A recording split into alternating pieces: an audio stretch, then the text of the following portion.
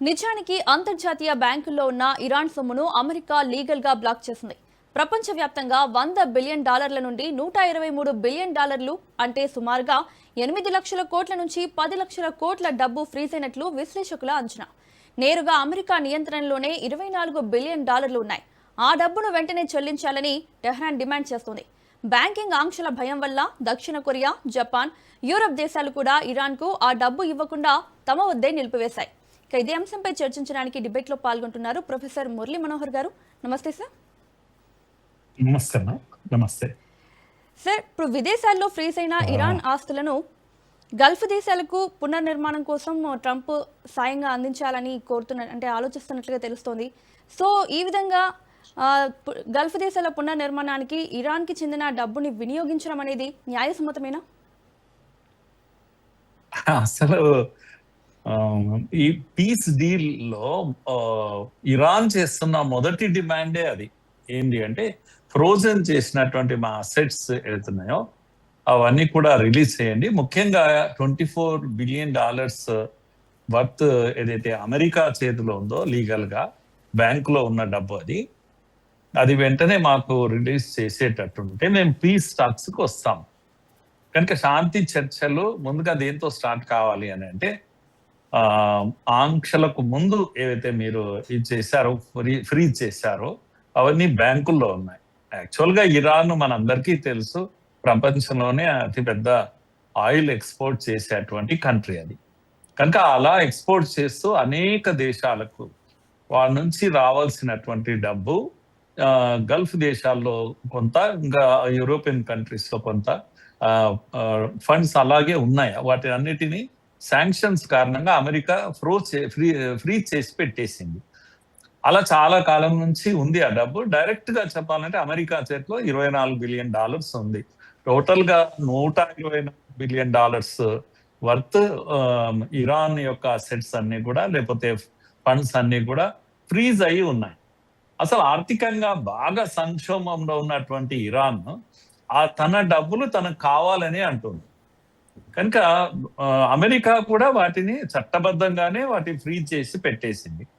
కనుక ఈ మొత్తం యుద్ధం ఆపింది పీస్ ఏదైతే ఇప్పుడు కొంత టెంపరీగా ఏదైతే యుద్ధ విరమణ జరిగిందో, ఈ యుద్ధ విరమణ కండిషన్ ఏంటి అంటే, ముందుగా మన యొక్క చర్చల్లో మాకు ఈ డబ్బులు వాపస్ ఇస్తే మేము మా డే టు డే యాక్టివిటీ కొరకు డబ్బులు లేవు వాళ్ళకి ఇరాన్కు.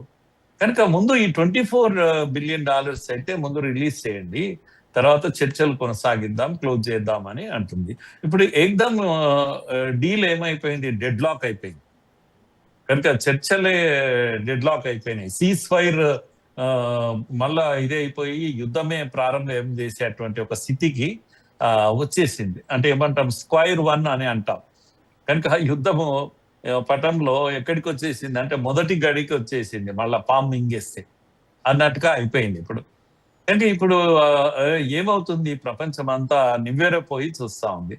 ఒకవైపు ఇరాన్ మీరు డిమాండ్ చేస్తుంటే, డబ్బులు ఇవ్వండి మొర్రో అని డిమాండ్ చేస్తుంటే, అవును ఆ డబ్బులన్నీ తీసుకెళ్ళి మేము గల్ఫ్ కంట్రీస్కి ఇస్తాము, కువైట్ కు, వీటన్నిటి బెహ్రెయిన్ కు, వీటన్నిటికీ బాగా డ్యామేజ్ జరిగింది కనుక మీరు చేసిన డ్యామేజ్ అది పరిహారంగా వాళ్ళకి ఇస్తాం మేము, కనుక వాటి డ్యామేజ్ రిపేర్స్ కొరకు గల్ఫ్ దేశాలకు ఇస్తాము అని.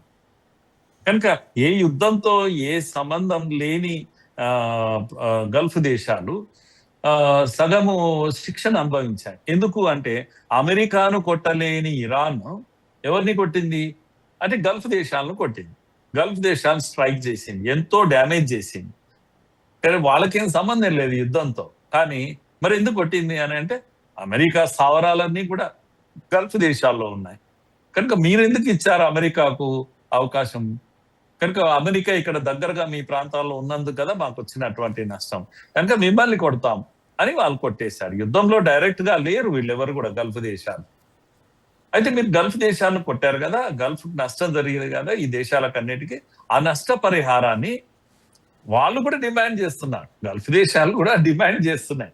ఏమని, మాకు ఈ నష్టం ఇవ్వండి అమెరికా అంటూ. అయ్యా మాకు రక్షణ కల్పించమంటే మీరు నష్టం చేశారు మాకు అని చాలా గుర్రుగా ఉన్నాయి ఇది గల్ఫ్ దేశాలన్నీ కూడా అమెరికా పైన. పైగా అమెరికాను కూడా మెల్లగా అడుగుతున్నాయి, మాకు నష్టపరిహారం చెల్లించండి, ఇంత నష్టాన్ని మేము భరించలేము అంటే, సరే అట్లయితే మీ నష్టపరిహారం చెల్లిస్తాము, ఇరాన్తో లాక్కొని ఇరాన్ డబ్బులు ఫ్రీజ్ చేసిన డబ్బులన్నీ తీసుకొని మీకు ఇచ్చేస్తాం అని ప్రపోజల్ పెట్టింది. ఇప్పుడు కనుక ఇప్పుడు ఆయన ఎవరు సెక్రటరీ, సుప్రీం లీడర్ యొక్క కమాండర్ యొక్క సెక్రటరీ, ఆయన ఆల్రెడీ ప్రపోజల్ పెట్టేశాడు.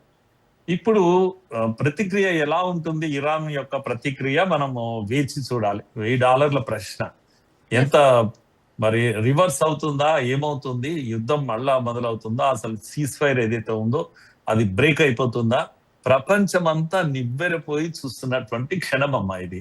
అవును సార్.